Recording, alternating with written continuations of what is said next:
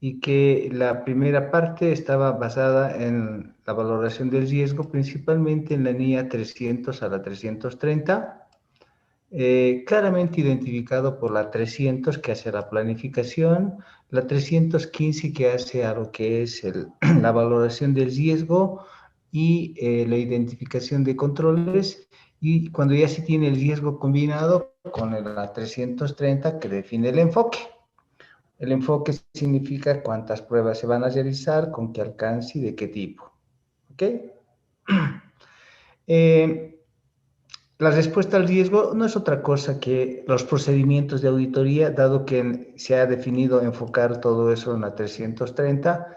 Entonces, lo que hace la respuesta al riesgo es basarse todo en la norma internacional 500, y la 500 lo que establece es cómo se logra la evidencia o cómo se hacen las pruebas, tanto de controles como las pruebas sustantivas, para hacer la auditoría. Una vez que se terminan de hacer las pruebas, entonces nos dirigimos a preparar el informe bajo la NIA 700 o finalmente la 800 si tuviéramos un propósito específico. ¿Ok? Bien, entonces todo eso ya lo habíamos hablado, de eso vamos a tomar examen profundamente mañana. Eso lo tienen que saber muy bien, porque si no logran pasar eso, no tiene sentido seguir adelante, ¿no? Ahora, lo otro es que no se realiza un trabajo de auditoría así de un día para el otro. Las normas establecen que hay que hacer actividades previas. Estas actividades previas, antes de ejecutar la auditoría, que son responsabilidad del auditor, según el Código de Ética, según la norma de control de calidad y según la NIA 200. Entonces, antes de hacer un contrato de auditoría, las normas establecen que debemos hacer ciertas actividades previas. A ver, veamos, por ejemplo, en esto que tienen ustedes como documento, las normas internacionales. Entonces, aquí ustedes se van a encontrar también aquí dentro con las normas de control de calidad, ¿no? Entonces, esas normas de control de calidad, entonces esto hace a pronunciamientos internacionales de control de calidad,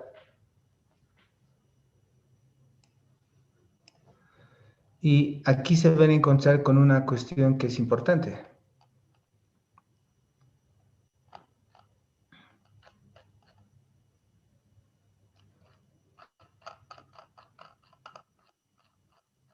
Este es el prefacio, viene después la norma misma. Bueno, el glosario también, que es muy importante. Ahí van a encontrar ustedes todos los conceptos de las definiciones para poder hacer un trabajo.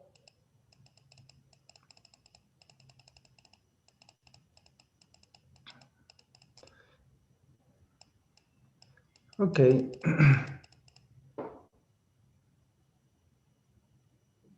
Ahora sí. Entonces, nos vamos con la propia norma de control de calidad, que es esta de aquí. Y esa norma de control de calidad lo que va a establecer para ejercer, obviamente, la auditoría, va a hacer varios requerimientos en el hecho de que hay que estructurar muy bien la empresa auditora y que tiene que tener claramente definidos los roles, sus valores, las áreas de quienes controlan ética e independencia, quienes establecen el desarrollo de la práctica profesional, quienes ejercen la administración de recursos humanos, todo eso que ustedes han visto, que está en cada una de las partes, ¿no? Y finalmente cómo se realizan los trabajos, los encargos. Previo a eso hay algo que es muy importante, estas dos. Los párrafos 20 a 25 establecen que el auditor, como cuestión previa, como paso previo a realizar un trabajo, debe cumplir con el código de ética y debe cumplir con la norma de independencia, ¿no? Y lo otro es que antes de hacer un trabajo debe hacer una evaluación y continuación de relaciones con clientes y de encargos específicos, ¿ok? Entonces, no es que se hace un trabajo de un día para el otro, no. Hay que hacer previas evaluaciones. Si ustedes les dicen, a ver, vamos a hacer la auditoría de, de Sobose, o vamos a hacer la auditoría del hotel tal, y ese hotel tiene un dueño que se llama el señor Doria Medina, y así. Entonces, uno entra a internet un momento, por ejemplo, es una de las formas, y busca nomás ahí los datos, y dice, a ver, buscaremos quién será este señor Doria Medina, ¿no? Y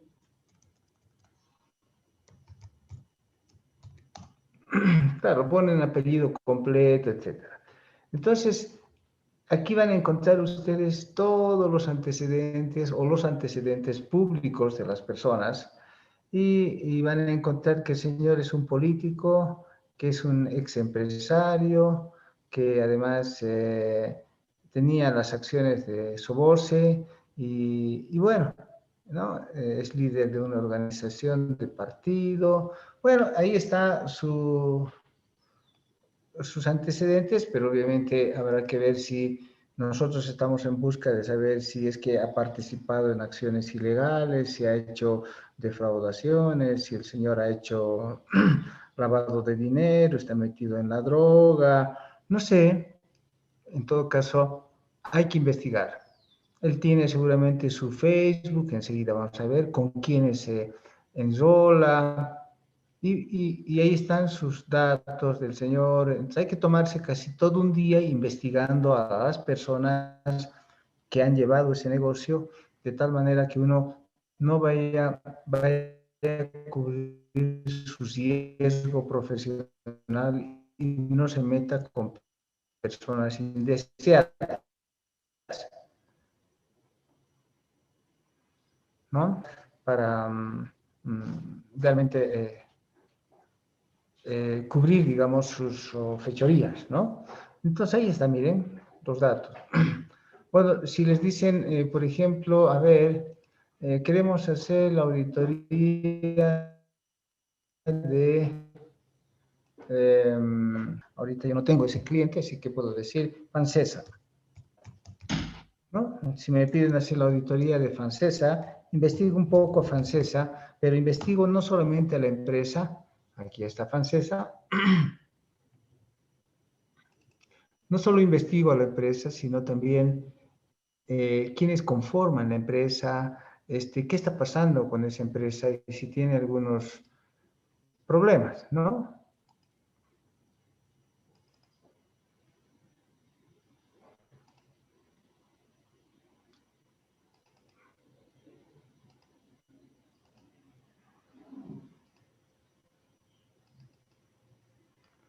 No nos deja acceder, no sé si es el internet,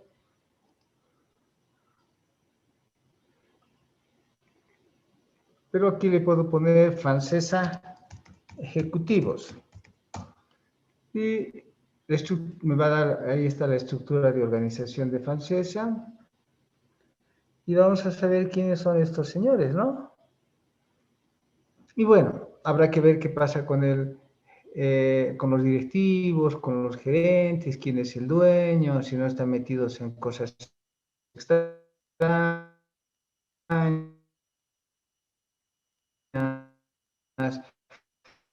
si la empresa no ha sido denunciada últimamente, qué pasa con el SAP, o qué pasa con sus sistemas de información, y todas esas cuestiones que en todo caso uno, a ver, vamos a ver si es que aquí me encuentro.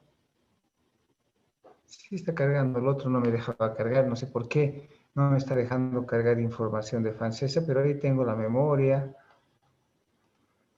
La memoria del 2018, ¿cierto? Pero aquí también voy a encontrar algo de sus ejecutivos. Ahí está el señor Oliver Cortés, que es el presidente, y seguramente más allá deben estar los otros ejecutivos. Ahí están los ejecutivos que manejan esa empresa. Bueno, ahí está el señor Cortés, Zacarías Herrera, pero ¿quiénes hacen la administración? Veamos. Ajá, entonces en la estructura organizacional ahí deben estar estos son los que manejan la empresa y el síndico, que es bien importante. Puedo también un poco tomar en cuenta al síndico principal, que debe ser este señor, para saber si controla bien la administración. Este es el proceso. Voy a investigar un poco al señor Carlos Marcelo Díaz. Entonces agarro a este señor, hago un copy y lo busco nomás pues en internet, ¿no? Hago una especie de forense público, ¿no? No es un forense cualquiera, estoy tomando la información. Ahí está, ¿ven? El señor es gerente de FANSESA, es gerente general de FANSESA. FANSESA tiene su Facebook, ahorita vamos a ver, ¿no? Además dicta clases en la Universidad Católica. ¿Qué más hace este señor Carlos? ¿No? Aquí está, ahí están todos sus datos personales, qué título profesional tiene. Bueno, ahí está la información. Hoy día estamos hablando de tecnología, ¿no? Antes era difícil porque teníamos que hacer investigación policíaca, qué sé yo. No, ahora tenemos que entrar nomás a la información. Ahí tiene su registro, está registrado como en el mercado de regulados, ¿no? Ya tiene 60 años. Bueno, este es francesa, ¿no? Bueno, de todas maneras, hasta Facebook tiene, hasta puedo saber eh, con qué personas se enrola, quiénes son sus amigos, a ver si tiene amigos que son, eh, ¿no? Y así. Entonces ahí tienen a todos sus amigos en los cuales está él involucrado y pues así me puedo tomar un día o medio día para investigar con quiénes me estoy metiendo. Todo eso lo pide quién. Todo eso está establecido en esto que se llama la aceptación y continuación de clientes en los párrafos 26 al 28. Si quieren una miradita la damos al párrafo 26, 28. Fíjense lo que estoy haciendo. Caramba, me he pasado creo. Ahí está. Lo que estoy queriendo hacer está establecido en la norma. Dice, la firma auditora debe establecer políticas y procedimientos de a quienes acepta y a quienes no acepta. Bien, ¿y qué se hace? Para saber si realmente uno primero tiene competencia para hacer ese trabajo.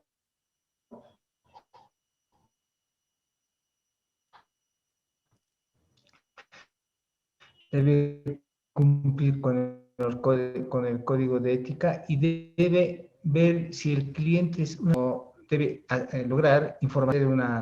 lograr información sobre el cliente antes de aceptar el encargo. No debe meterse con cualquiera, porque puede ser que al investigar se encuentre que inclusive algunas personas que están detrás de esa sean parientes o amigos y llegue a ser un conflicto de intereses con ustedes. Y si es que no han habido problemas, cuestiones problemáticas en los últimos tiempos, todo eso tiene que estar debidamente documentado hasta la decisión de continuar o no con el encargo. ¿Ok? Y por último, renunciar al encargo, decir, no, no señores, no voy a hacer ese trabajo y listo. Entonces, eso se llaman, y no solamente eso, sino cumplir con el código de ética, independencia, todo eso ya lo hemos visto, se llama actividades previas. Entonces, en esas actividades previas lo que vamos a tener es ese grado primero de investigación, si somos independientes, Segundo, si es que realmente no encontramos dificultades con esas personas con las que vamos a interactuar. Lo otro es que nosotros debemos ver si no tenemos algún problema con ese cliente, por ejemplo, de que quieran unos honorarios muy bajos, que la auditoría la quieran de un día para el otro. La auditoría toma su tiempo y todos deben saber que toma su tiempo. Y por lo tanto, si quieren un buen trabajo, de acuerdo con las normas, hay que tomarse su tiempo. Si me dicen hoy día, ¿sabe qué? Es urgente, quisiera que me hagan el trabajo hoy día, pero quiero que me entreguen el informe el viernes, no voy a aceptar. ¿Por qué? Porque solo la investigación de si hago o no el trabajo me va a tardar 1 o 2 días, de llenar los formularios de independencia, otros ya son 3 días, y después de eso tengo que hacer la auditoría que me tardará 1 o 2 meses. No me pueden pedir que haga el trabajo para fin de semana. Entonces, todo eso se ve en las actividades previas hasta lograr un contrato. Si no tengo un contrato, no puedo hacer un trabajo. Entonces, tienen que firmarme un contrato y además el contrato está tan bien hecho, también hecho en el sentido de que, por ejemplo, yo me aseguro de que me paguen. Pues. O sea, de repente me ponen en el contrato como que le pagamos el 50% del otro 50% cuando me entregue el trabajo, el informe de auditoría con dictamen limpio.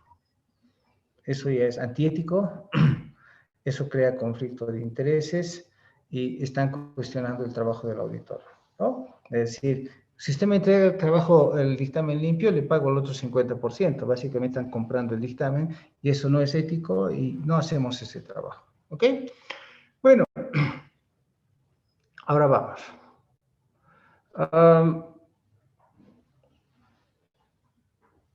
Ya hablando del proceso en sí, ya definiendo como que ya hemos pasado la primera etapa de esto que significa realizar las actividades previas. Entonces, ya nos entramos a hacer el trabajo. Voy a borrar esto de aquí. Ya hemos hecho el contrato de auditoría y ahora nos toca hacer el trabajo de auditoría. Solo estoy repasando, ¿no?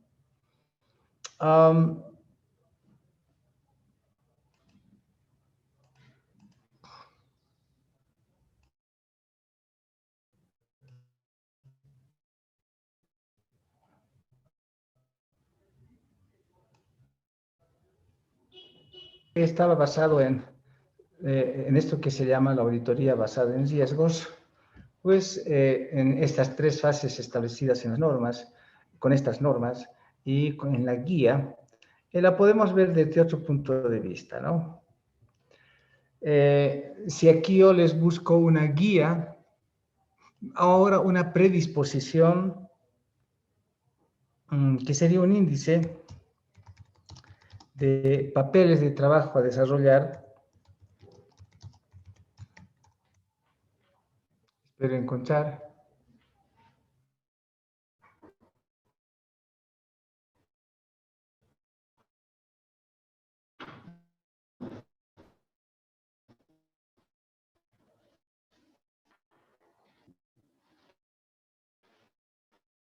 A ver si este me sirve. Voy a mirar.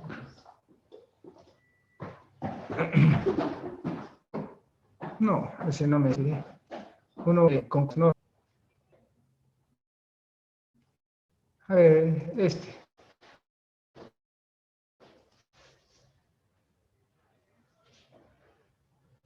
Ups, ya lo tenía, no sé qué ha pasado.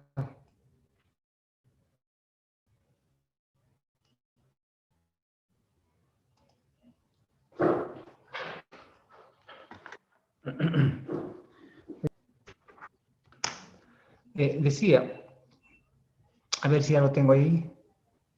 Creo que no. Otra vez, voy a entrar aquí a índice.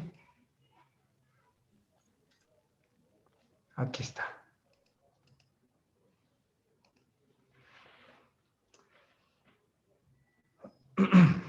Seguro es que esto un poco lo voy a poder mejorar para ya empezar el gabinete en sí, pero ahí tenemos un ejemplo de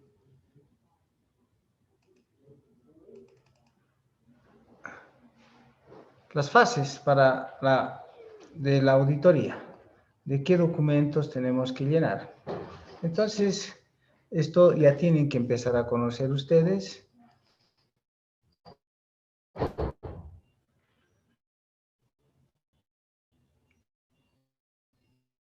Las fases del proceso de auditoría entonces serán, y aquí voy a ir, está marcado con naranja, ahí están las actividades previas, aquí está el cuestionario de aceptación y confirmación de independencia, la declaración, aquí está la propuesta de auditoría, aquí está definido el contrato, aquí está la declaración de confidencialidad y luego va el control de horas. Y ahora empieza el trabajo de auditoría. El trabajo de auditoría tiene una fase que hace a la planificación y que parte desde el conocimiento del negocio, ¿no? El cálculo de la materialidad, la elaboración de la matriz de riesgo, el análisis de planificación, las cuentas y transacciones que son más relevantes, donde obviamente vamos a descubrir qué políticas contables se tienen, cuáles son sus revelaciones con relación a las políticas contables, sus procesos, sus procedimientos, etcétera, ¿no? Esas son las cuentas. Estamos en la fase 1 de planeación y después va a venir como fase el control interno, todo lo que hace a las pruebas de control interno, su proceso por proceso, y como cuarta fase va a venir las pruebas sustantivas de cada uno de los saldos de cuenta y clases de transacciones. Ahí, por ejemplo, las cuentas por cobrar, el efectivo y así. Y para después, en la última fase, preparar el informe. Pero preparar el informe no solamente es armar el informe, hay que volver a calcular la materialidad, otra vez hay que reevaluar los riesgos, hacer procedimientos analíticos, inclusive esos 40, que son los asientos inusuales. Y hasta llegar a un punto de resumir los hallazgos que hubiéramos tenido, las diferencias de auditoría, hacer una lista de revelaciones contables, hacer un análisis de eventos posteriores, hasta lograr el informe del auditor y revisar en última instancia, antes de que sea publicada, los estados financieros y notas a los estados financieros. De eso estamos hablando, de este proceso que tiene muchos documentos que enseguida vamos a volver a retomar, pero ese es este proceso. Entonces lo que hacemos es decir, vamos a entrar en una fase de planeación. Tal vez si tomamos ese índice, podemos hacer algunas pequeñas modificaciones en el sentido de que esta fase de planeación tiene, a ver, lo veremos de otra manera. Fíjense, primero voy a repasar todo esto. En esta fase de planeación, la parte de preparación de programas, la evidencia, resumen de hallazgos, hasta lograr el informe de auditoría. Bien, voy a ser inclusive un poquito más claro, ¿sí? Lo más importante de la fase de planeación, lo más importante de esta fase de planeación, okay, tiene en realidad tres momentos especiales. Hay muchos documentos que llenar, pero lo más importante en esta fase de planeación es conocer profundamente el negocio, ¿no? Lo segundo trascendente de esta fase de planeación es que deben identificarse los saldos de cuenta y transacciones significativas, como lo requiere la NIA 315, párrafo A 129. ¿Ok? Ahí está esto y ahí les va a establecer y va a decir cómo debe identificarse los saldos de cuenta y transacciones que son las más significativas. Luego, la NIA 330 va a definir, en ese caso ya tengamos el enfoque. Bien, entonces en todo esto, como arriba se ponía, como arriba habíamos puesto, entonces esto lo van a encontrar ustedes, esto lo van a encontrar, caramba, a ver, quiero insertar un segundito, aquí está, un cuadro, decía, esto del conocimiento del negocio y parte de la planificación va a estar en la NIA 300. Bien, después se van a encontrar con que es necesario, entre otros procedimientos, todo esto que es identificar los saldos de cuenta y transacciones significativas. Eso está en la NIA 315.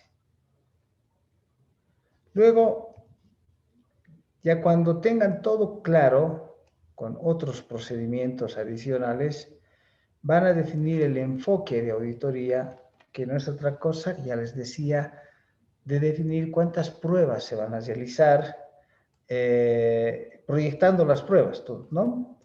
Y eso está en la NIA 330. ¿Ok? Entonces, toda esta fase de planeación compone el conocimiento profundo del negocio, la identificación de los saldos de cuenta y transacciones significativas. Aquí podemos ser hasta un poco más precisos y decir, eso está en la A129 de la NIA 315. ¿Ok? Y definir qué pruebas vamos a realizar, eso se llama enfoque. Hasta ahí preguntas, por favor. Preguntas, jóvenes, porque mañana yo voy a ser muy profundo y ahí sí los que se aplacen se aplazarán nomás. Licenciado, buen día. Sí, buen día. Respecto al conocimiento del negocio, en la Sí. 315 menciona de que esto depende del juicio comercial del auditor, es decir, cuál es el grado de necesario que se debe tener de la entidad. Se lo digo porque, digamos, para evitar trabajo innecesario. Entonces, ¿qué puntos o al menos cuáles serían los clave de la entidad auditada? A ver, cuando lo que se trata es de conocer el negocio, que lo vamos a ver a la luz de la NIA, perdón, de la guía, les va a decir, identifique los factores internos y externos que hacen al negocio. ¿Ok? Y busque la información interna y externa. Ahora, para que eso sea algo preciso, que no sea disperso, entonces ustedes tienen que tratar de utilizar las mejores técnicas administrativas, partiendo de lo que es, yo no sé si tengo aquí un gráfico, aquí, partiendo de que para conocer un negocio, ustedes tienen que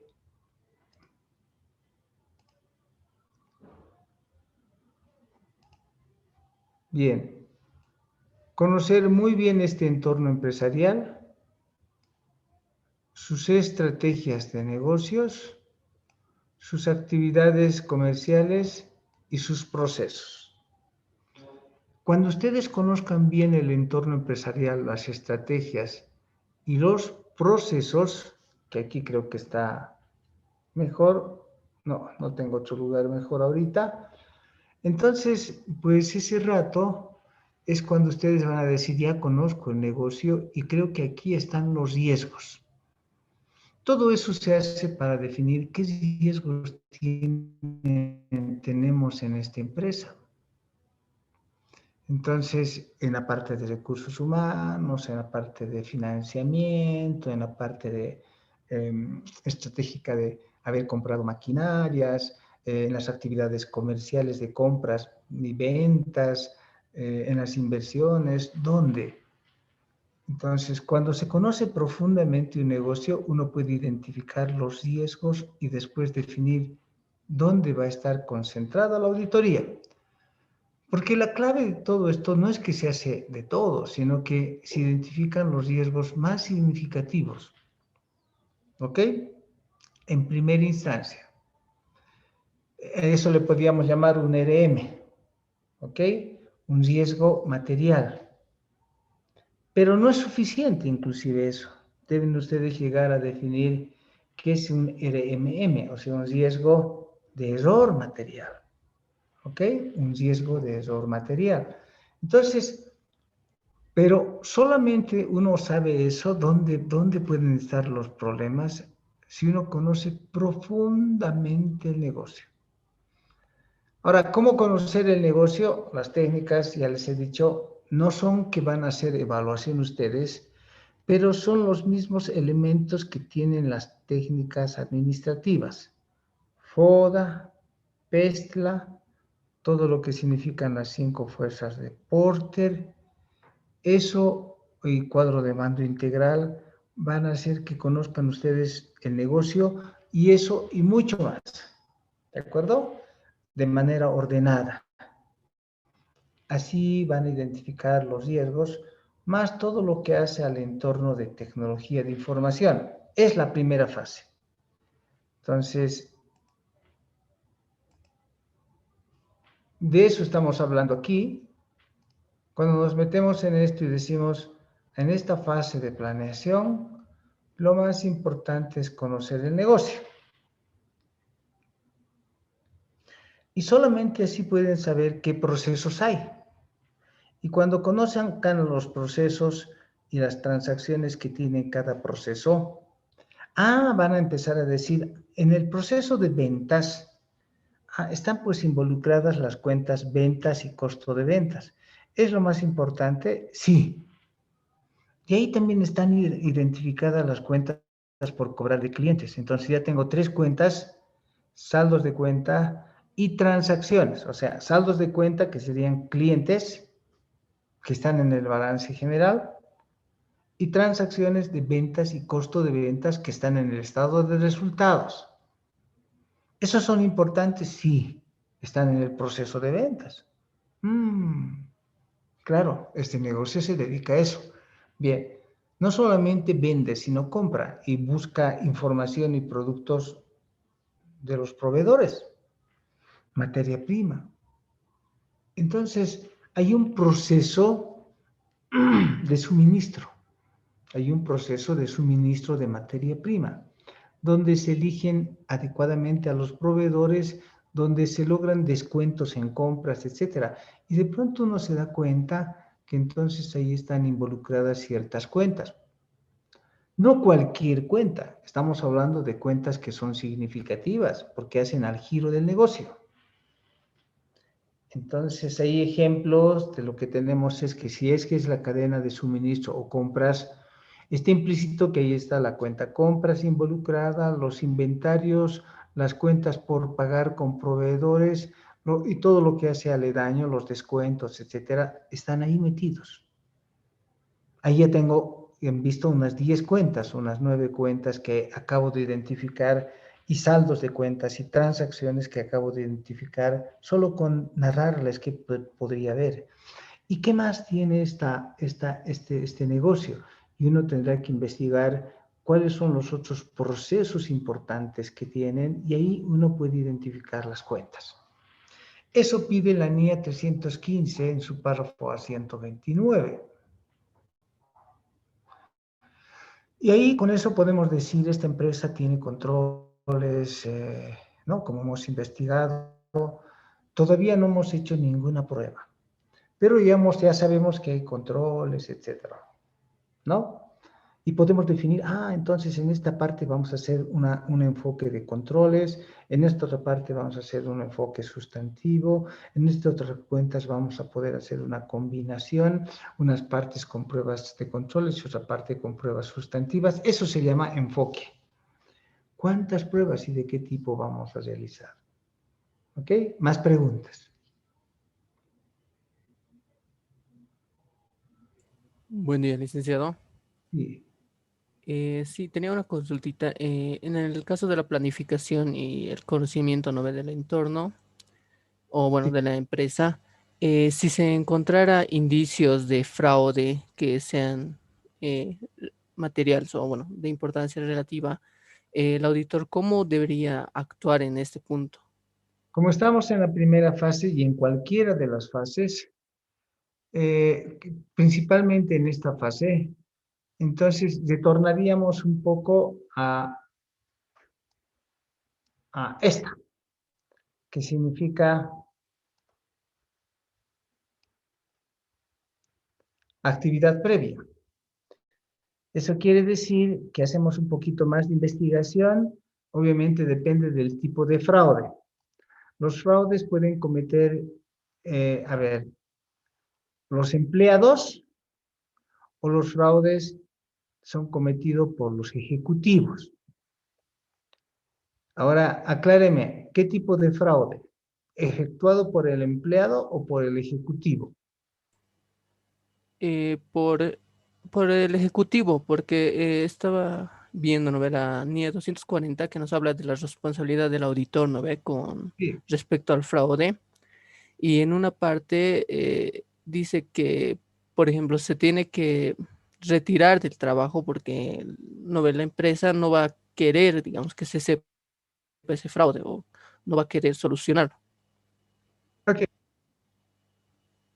Entonces se está enfocando en los ejecutivos, ¿ok?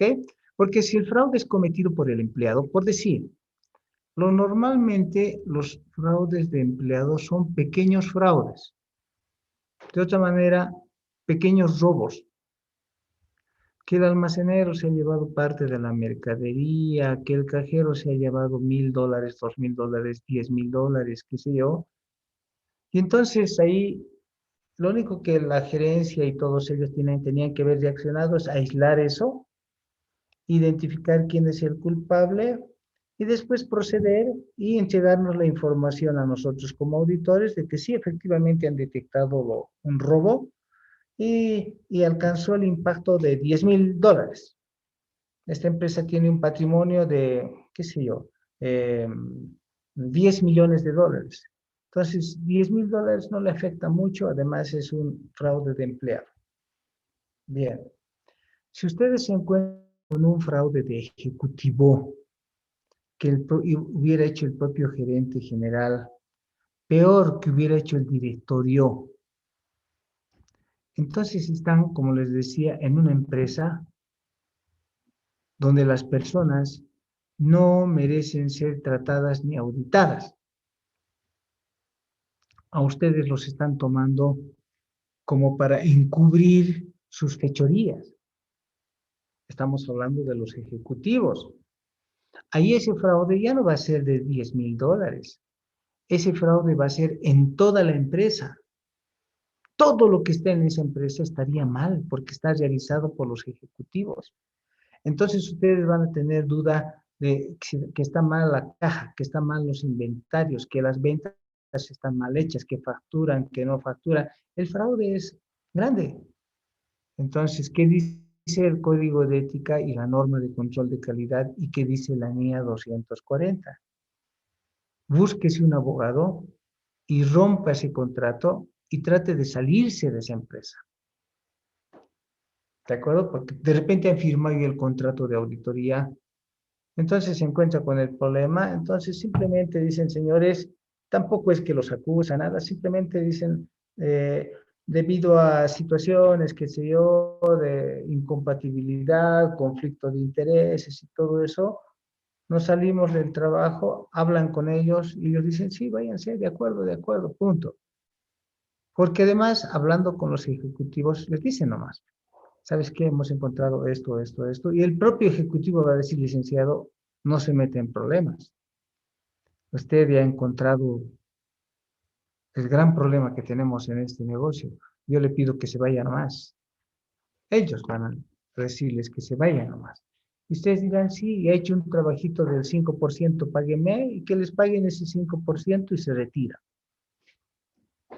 ¿Ok? Lo peor es que entren en conflicto y que realmente hay una discusión. Ahí sí pueden llegar hasta un juicio. Pero nunca traten de llegar a un juicio. Traten de resolver eso en el escritorio y sálganse de la mejor manera posible. Como pide la norma, etcétera, ustedes no son auditores de hacer auditorías fraudulentas. A no ser que, habiendo un fraude, alguien superior los contrate para una auditoría forense. Si descubrieron que el gerente general estuvo haciendo fraudes, entonces es posible que los dueños, la asamblea de socios o la asamblea de accionistas digan, uy, el gerente nos está robando. Y ahí ustedes les pidan ya no una auditoría financiera, sino una auditoría forense de fraude, ¿no? En las operaciones, y ahí hay que tipificar muy bien qué cosas quieren que se vea. Porque uno no puede ir pues en busca del oro perdido, ¿no? No es así. Ahí tienen que ustedes decir dónde tienen los temores. Y ahí les dirán en las compras. ¿Todas las compras? No, pues todas las compras. Entonces les pedirán y les dirán, está bien, hágame una auditoría forense de si ellos tuvieron, qué sé yo, 1000 compras, de estas 100 compras, las más grandes, donde hay más sospecha, qué sé yo. Es específico. Y no solamente es eso, investígueme al gerente, cuánto de plata sacó, dónde puso la plata, si se llevó a su cuenta, se compró una casa, 2 casas, 3 autos, 5 autos, tiene 3 esposas, pues, ¿no? Entonces, eh, todo eso se compila y se da más cuenta uno quién hizo eso. Pero eso es otro trabajo, es otro trabajo. ¿No? Mientras tanto, en una auditoría financiera, cuando uno se presenta en esa situación, es mejor salirse del trabajo porque no va a llegar a ningún resultado. Más preguntas. Licenciado, una pregunta. En el ejemplo que dieron del fraude, pero supongamos que usted ya había hecho 2 auditorías 2 años antes, pero el fraude lo encontró en la tercera auditoría. En ese caso, ¿cuál sería el procedimiento? El procedimiento depende del nivel. Primero hay que identificar si el fraude es hecho por el empleado o si es por el ejecutivo. Si está hecho por el empleado o los empleados o varios empleados, y ahora recién estamos descubriendo el fraude, porque el fraude está hecho, se dan cuenta, es un hecho intencional. Está hecho para que no se descubra. Entonces, es posible que el auditor nunca descubra. ¿Se dan cuenta? Es posible inclusive que nunca se descubra, porque para eso son fraudes, pues. ¿Ok? El auditor no tiene por qué ir a buscar los fraudes, porque, a ver, les digo, hay situaciones complejas en que a veces me he encontrado. En este caso estamos hablando de un fraude de ejecutivos. ¿Ok? Esta empresa trabajaba en 2 turnos, esta fábrica, ¿no? Una fábrica de cualquier cosa, pero es hasta un producto muy conocido. Un día de esos, no sé por qué razón, estuvimos pasando por la fábrica a eso de las 3 de la mañana. ¿Ok? Y las luces de la fábrica estaban prendidas. Qué extraño, ¿no? Entonces dijimos, a ver, veremos qué pasa mañana. Al día siguiente regresamos otra vez 2, 3 de la mañana, porque en 2 turnos esta empresa había terminado de trabajar seguramente de 7 de la mañana hasta eso de la 1 de la tarde, primer turno, y el segundo turno empezó de la 1 de la tarde hasta las 7, 8 de la noche y ahí se cerraba la fábrica. Entonces, Otra vez volvimos 2 veces a la fábrica, 2 de la mañana, y las luces prendidas, y la fábrica estaba trabajando. ¿Qué hicieron los ejecutivos? Habían agarrado, este era un producto muy conocido, como les digo, y pues tenían otros almacenes por separado, otras compras por separado, ¿no? Otras ventas por separado del mismo producto, de su mismo producto. Y estos productos lo vendían a ciertos clientes que no querían factura. Por lo tanto, ellos no pagaban impuestos, nada, y ciertos ejecutivos sacaban unas ganancias, inclusive más ganancia que sus propias operaciones normales. Hasta llevaban seguramente por separado su contabilidad. Eso quiere decir que todas esas compras, materias primas, almacenes por separado, como si fuese una fábrica por separado, no estaban pues, en la contabilidad. El auditor nunca iba a descubrir. Y digamos que hemos hecho, como dice su compañero, ya 2 años la auditoría. Y decían, por alguna razón, uno descubre que trabajaban un tercer turno nunca declarado, contabilidad separada, almacenes separados, etcétera, etcétera. ¿Qué hace? Dice su compañero. Entonces, un poquito más investigamos. ¿Cuál es el nivel? ¿No? Bueno, si llegan a un punto en el que eso estaba haciendo por el gerente general, y si llegan a un punto, eso que estaban haciendo desde el directorio, los dueños inclusive, ustedes al día siguiente piden una reunión con ellos, y ¿saben qué creen que va a pasar? Primero que se van a enojar. Segundo, si son sinvergüenzas, les van a decir, pero licenciado, déjelo pasar, ¿no? Y lo otro es que digan, ya licenciado, nos han descubierto, ahí termina su trabajo, le pago hasta donde ha llegado, por favor, licenciado, váyase. Y van a ir a contratar otro auditor que no conoce de ese asunto. ¿Se dan cuenta, no? Un auditor que nunca va a descubrir el tercer turno. Y ahí tienen que salirse ustedes y decir, ya, muchas gracias, me voy. Y como si nunca los hubieran contratado. Porque usted habrá denunciado eso hasta los niveles que correspondan. Y si esos niveles estaban corruptos, entonces usted tiene que salirse de ese trabajo. ¿Ok? Más preguntas.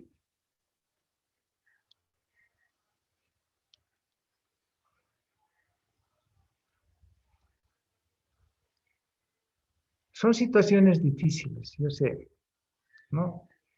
No se espera nunca que uno cuando entra a trabajar a hacer una auditoría, mire pues a los ejecutivos, a todos como si fuesen ladrones. No, señores, todo lo contrario.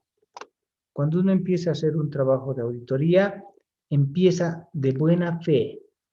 Y se supone que las empresas que a uno lo contrataron porque hicimos actividad previa, hemos investigado hasta los gerentes y a todos, son una empresa honorable, son una empresa correcta y quieren un dictamen de auditoría limpio, pero de asuntos limpios.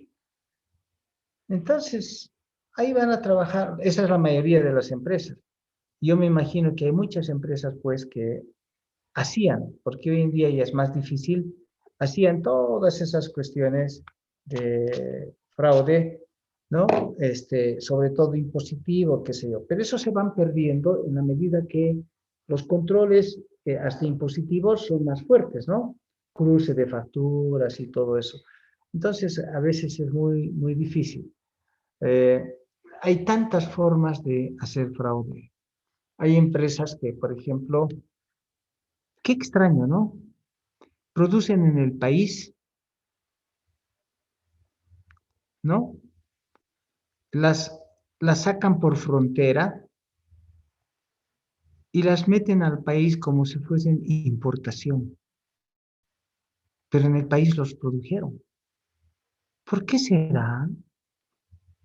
Y la respuesta uno se da cuenta después ahí que hay hasta lavado de dinero. Es pues bien peligroso. Todo eso ustedes tienen que tener mucho cuidado, ¿no? Pero cuidado, la mayoría de las empresas no son de ese tipo. La mayoría de las empresas quieren hacer un buen trabajo y las pocas, muy pocas empresas que a veces uno encuentra así, esas no valen la pena de meterse ni siquiera con esos ejecutivos, nadie, porque hasta los pueden matar si se encuentran ustedes con que es lavado de dinero, o narcotráfico, cosas de ese tipo, van apareciendo más muertos en cualquier lugar. Entonces, no hay que meterse en esos líos, no hay que meterse en esas situaciones y es mejor abandonar de la mejor manera un trabajo de ese tipo, como pide la NIA 240. Bien, pero nos estamos saliendo porque nos estamos yendo a eso. Esas son preguntas para auditoría forense. Deben tener un, un, un docente de auditoría forense, ¿no? Ahí los casos son múltiples. Estamos hablando de una auditoría normal. En una auditoría normal debe conocerse el negocio profundamente, debe identificarse los saldos de cuenta y transacciones más significativas y hacer el trabajo de auditoría definiendo el enfoque, que no es otra cosa que cuántas pruebas van a realizar y de qué tipo. Con eso, la NIA 330 lo que va a hacer es decirles, entonces ya perfile el camino y empiece a hacer sus programas. Cuántas pruebas van a hacer, de qué tipo, etcétera. Y esos programas los tienen que hacer por aseveraciones, ¿no? ¿Por qué? Porque habrán bajado a un nivel de estados financieros y los tienen que hacer por aseveraciones, ¿no? ¿Cuáles son las cuentas afectadas? ¿Qué aseveraciones? No todas las aseveraciones son importantes. No es aquí a ciegas, como loquito, tomar todas las aseveraciones. No, señores. Si ustedes llegan, por ejemplo, tienen instrumentos financieros, bonos, lo que sea, lo que más les interesa es la evaluación. ¿Ok? Por lo tanto, van a ir a definir cómo vamos a probar pues, la evaluación. Hay que definir un enfoque, una forma de medir la evaluación. En cambio, si están en inventarios, en la cuenta inventarios, lo que más les interesa es la existencia. Y les interesa después de la existencia la evaluación. Entonces, y si esos inventarios tienen mucho movimiento, entonces les interesa también mucho la integridad. Si están analizando la cuenta ventas o ingresos que tienen miles de transacciones, lo que más les interesa es la integridad. ¿Estarán todas las ventas registradas? Entonces, hay que armar programas. Hay que definir esto del enfoque en papeles. Eso se llama. Por ciclos de transacción y por aseveraciones. No todas las aseveraciones son importantes. Deben seleccionar a las aseveraciones más significativas, de tal manera que, habiendo identificado las cuentas significativas, y ahora de esas cuentas significativas, ustedes tienen las aseveraciones más relevantes, entonces están haciendo un trabajo con eficiencia, ¿no? Están seleccionando lo más significativo para este trabajo. Ahora, cuando ya empiecen a ejecutar las pruebas son de dos tipos: pruebas de controles y pruebas sustantivas. Entonces aquí, si es que uno quiere segregar esto, ¿no? Aquí, entonces podemos decir lo siguiente. Vamos a hacer un pequeño trabajo. y decir, a ver, bien, voy a separar esto. Todo esto, miren, voy a desmembrar mi procesito. Bien, todo esto, valoración del riesgo, etcétera, va a ser a la planeación. Espero que agarre mejor esto. Creo que no está agarrando totalmente. Veamos si... Ah, no, es que está de otra manera. Bien, debe estar en grupo, lo voy a desagrupar.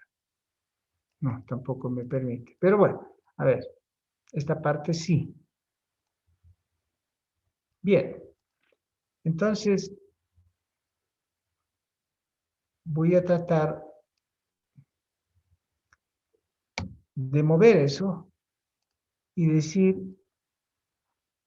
aquí está la planeación y podré decir que inclusive los programas bajo estas circunstancias son parte de la planeación. ¿Ok? Voy a achicar un poco esto, voy a trabajar esto con ustedes porque ya esto es parte de lo que vamos a hacer hacia el futuro con ustedes. ¿Ok? Ahora sí. Entonces, todo esto de la valoración del riesgo va a estar compuesto de la propia planeación y los programas.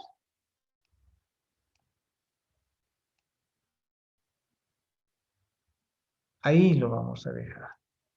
¿Ok? Todo esto que hace a la propia planeación, voy a agarrar aquí, lo voy a hacer bonito para que ustedes tengan una buena clarificación de lo que queremos hacer. ¿Ok? Decíamos, ¿con qué color estaba eso antes? Blanco nomás. El borde era guindo. Entonces, el borde era guindo, esto era sin relleno.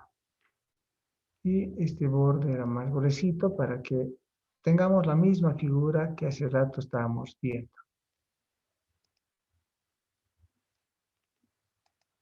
Ahora sí, ¿no? Así lo estábamos viendo antes. Eso es. Ahora decíamos, la planeación y en sí y los programas hacen a la valoración del riesgo. Eso es lo que quería reflejar. ¿Está bien? Están ahí. Y la respuesta al riesgo es la pregunta. ¿Qué es lo que quería desglosar? Ahora, toda esta parte la quiero poner por separado. Esto del proceso lo voy a retirar un poquito, que me está perjudicando. Ahora sí. Esto que hace a la respuesta del riesgo, al riesgo que está en la línea 500, que es lograr la evidencia de auditoría,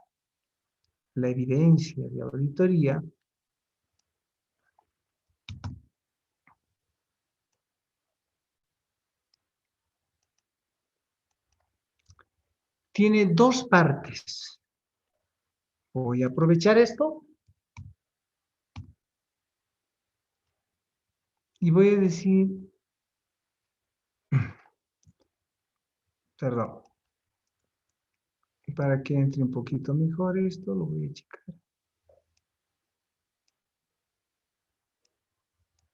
Bien, voy a trabajar con esto.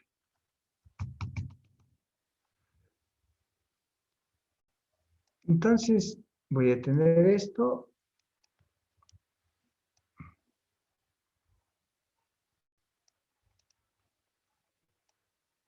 Aquí van a estar los programas. Y en toda esta fase que es de evidencia,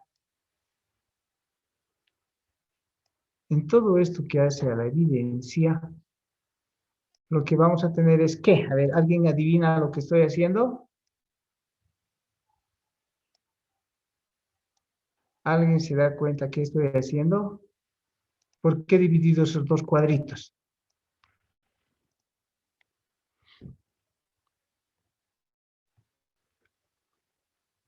Porque debo hacer pruebas. ¿Cuáles son las pruebas que se hacen en auditoría? Pruebas sustantivas y pruebas de controles. Ajá. ¿Cuál es la primera y cuál es la segunda? ¿Qué se hace primero y qué se hace después? Pruebas de controles. Ajá. Entonces, lo que hay que hacer primero son las pruebas de controles.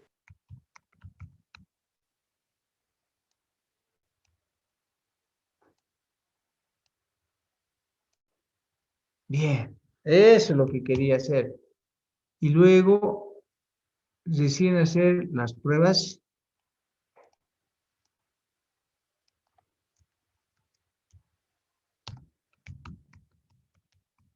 sustantivas. ¿Ok?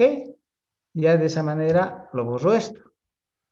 Y ya sé que esas pruebas sustantivas son de dos tipos, que al mismo tiempo lo puedo segregar, ¿no?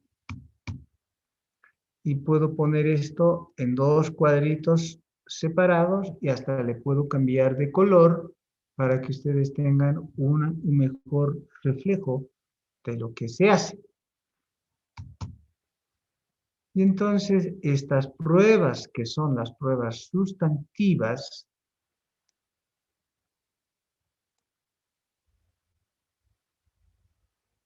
bien, estas pruebas que son las pruebas sustantivas, a su vez se van a dividir en, ok, si le ponemos aquí insertar unos grafiquitos,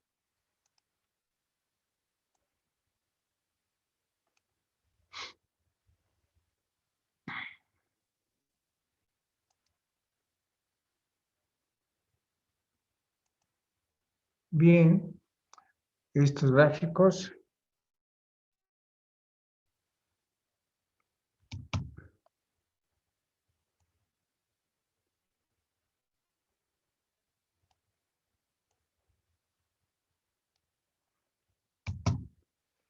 entonces serán,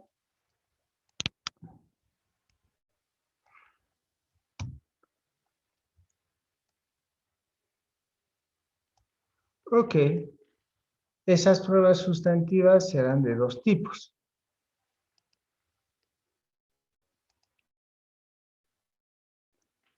Aquí las pruebas analíticas,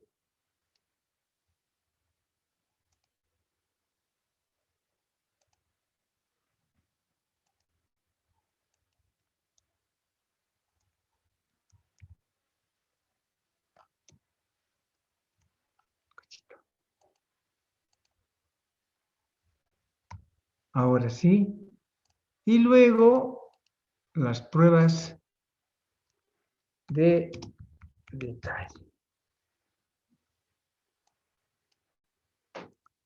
Bien, eso es lo que tenemos para efectuar en la auditoría. Bien, entonces, cuando yo les he mostrado, ¿se dan cuenta? Les he mostrado esto, dijimos, vamos a llenar estos papeles de trabajo con actividades previas. Segundo, vamos a hacer la planificación en dos. Entonces aquí lo que les estoy poniendo aquí es, esto va a estar, todos estos papeles de trabajo, hasta los programas, van a estar en dos. ¿Ok? Bien, con sus programas en dos. Digamos que esto lo voy a poner como secundario. Bien, con sus programas. ¿De acuerdo? Y luego entramos a tres. Entonces, digamos, la planeación va a ser dos. Las pruebas de controles van a ser tres. Las pruebas sustantivas van a ser cuatro. Y finalmente, preparar el informe va a ser, que le vamos a dar aquí su toque, con el resumen de hallazgos y otras pruebas, y pruebas complementarias va a ser el 5. ¿De acuerdo? 2, 3, 4, 5. Así vamos a archivar nuestros papeles de trabajo y este va a ser el índice. 2, planificación. Todos esos papeles tenemos que llenar. 3, controles internos. Todos estos papeles vamos a llenar. Son pruebas de control interno, por si acaso. Por ciclo de transacción. 4, las pruebas sustantivas, ya sea analíticas o pruebas de detalle, ¿no? Ahí va, por cada uno de los procesos y cuentas que están involucradas. Y finalmente 5 van a ser la preparación de informes, incluidos todos estos asuntos que tienen que ver, ¿ok? Tienen que ver como parte de esto, ¿ok? Como parte de esto que es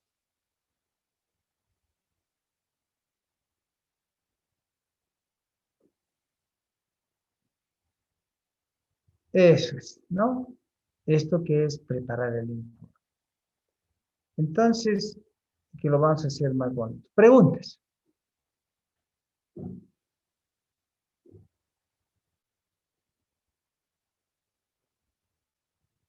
Entonces, a ver, le voy a poner aquí para que ustedes tengan una mejor, ¿no? Mejor identificación. Uno de estos rojitos. Y ese rojo vamos a hacer coincidir con nuestro preparación de informe, se llama. Entonces, aquí lo que vamos a decir, esto entonces es el 5 y este 5, para que tengamos claro con nuestros papeles de trabajo, va a ser informes. ¿Ok? La preparación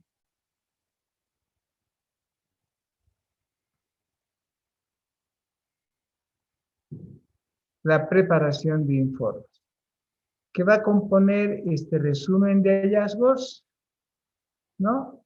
Que los problemas que se pueden presentar son de estos tipos, hasta lograr la opinión de auditoría, que puede ser una opinión limpia, etcétera. Pero antes, lo más importante es que hay una cantidad de procedimientos que deben realizarse y que son los que los estoy poniendo ahí. ¿Ok? Tal vez debería tomar esto y copiar y poner en otro lugar, ¿no? Hacer un pegado especial. ¿Dónde estuvo? Aquí. Entonces, esto lo borramos. Y estas son las actividades que deberían estar aquí. Ahora sí. ¿Ok?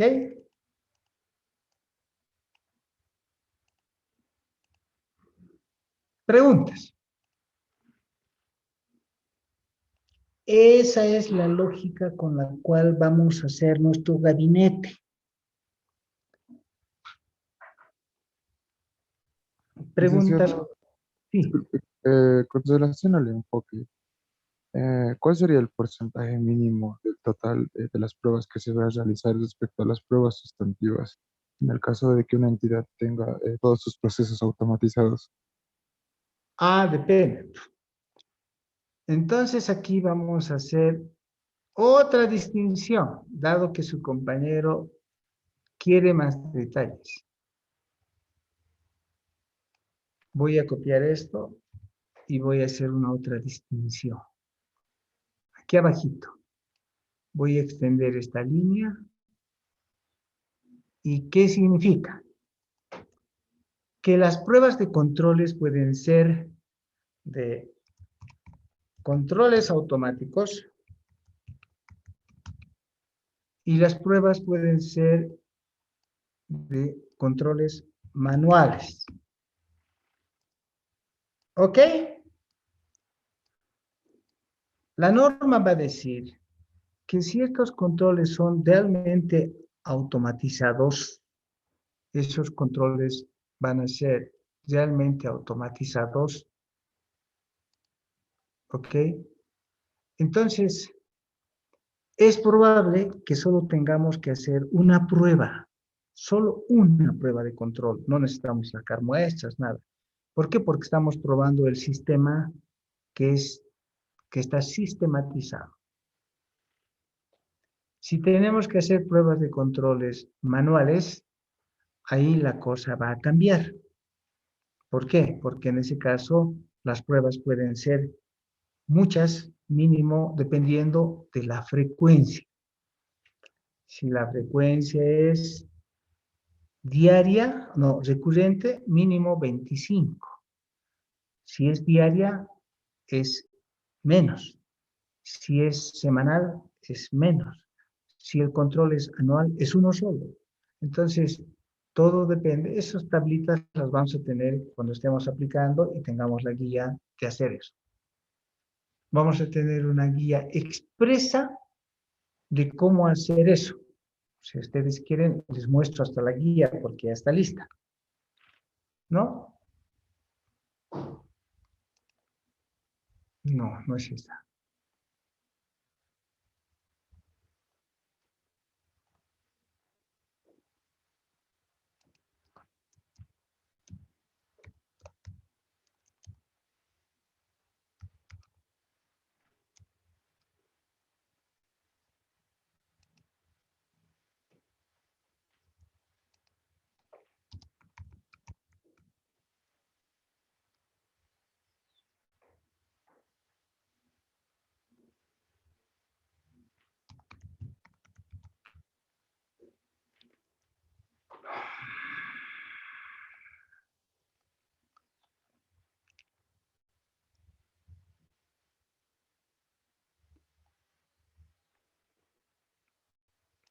No está aquí. Ahorita no lo puedo encontrar, pero está lista. ¿No? Está lista porque la tenemos por aquí. Vamos a ver. De repente puedo encontrar de otra manera. Mi ayudante no me sirve mucho. Ok. No, aquí no está.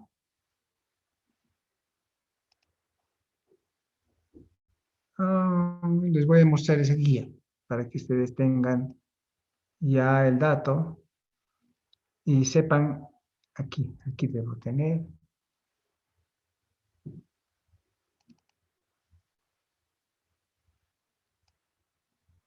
Aquí está. Esta guía de auditoría para la evaluación de esos procesos clave y saber cuántas pruebas vamos a realizar y cómo las vamos a identificar, que obviamente esta guía se las voy a pasar, van a tener ustedes a la mano. En la última parte les van a decir, ¿cuál es pues la frecuencia de sus controles?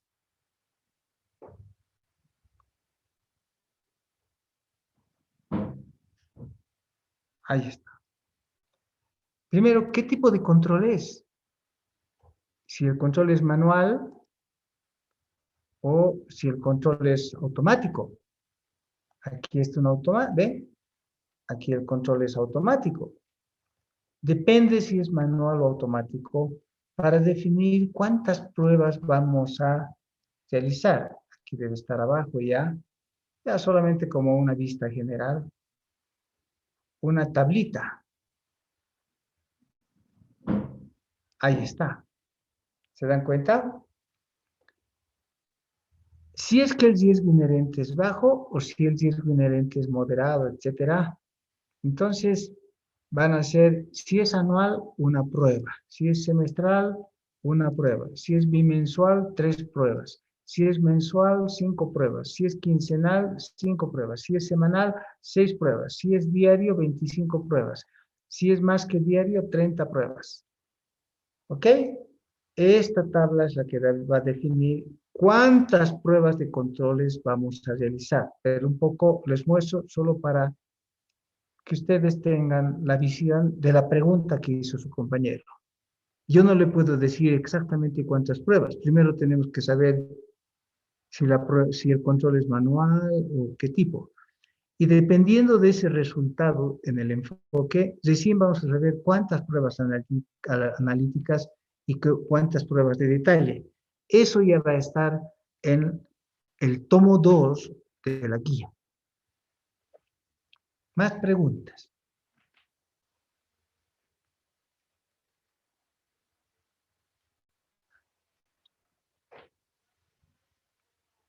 Bien, entonces ahí los voy a dejar. Voy a grabar esto, porque la otra vez creo que no he grabado bien.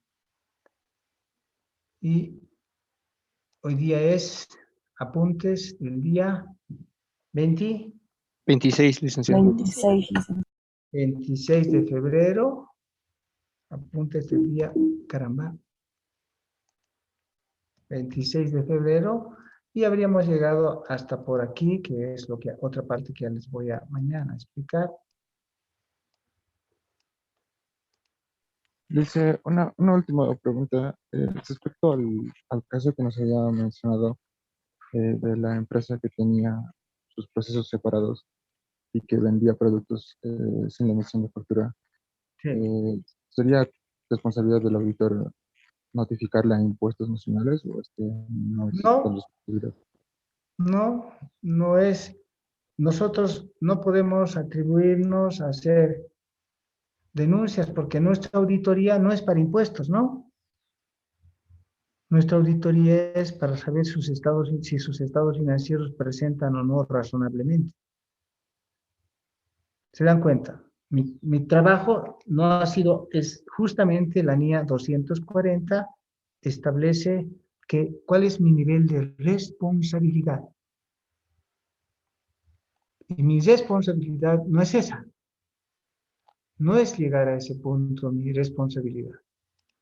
Yo no he ido a ser policía ni nada, ni he sido fiscalizador ni nada. Eso pues eso lo detectarán los fiscalizadores de impuestos cuando vayan a hacer la auditoría impositiva. Mi misión, mi objetivo es emitir una opinión sobre la razonabilidad con que presentan los estados financieros. Es igualito como que ustedes, a ver, ¿cuántos de ustedes han visto un robo? ¿Cuántos de ustedes han visto si el vecino paga o no sus impuestos? ¿Cuántos de ustedes han visto si el vecino echa o no la basura en la calle o donde sea? ¿Cuántos de ustedes han visto que aquel hombre de la esquina le es infiel a su mujer? Díganme ustedes, ¿cuántos de ustedes van a la policía a denunciar inmediatamente? ¿Cuántos? Ahorita yo, ¿cuántas veces he visto cuando tenía la casa de mi mamá, que es arriba, del tercer, cuarto piso estaba mirando y veía que un ladrón estaba robando? Y miraba cómo el ladrón corría, entraba por allá, se iba y se ocultaba en la casa de aquel lado. Y esos robos ustedes los denuncian. ¿Es su misión denunciar eso? ¿O existen policías para hacer eso? ¿Acaso no hay seguridad ciudadana para eso? Esto es algo parecido.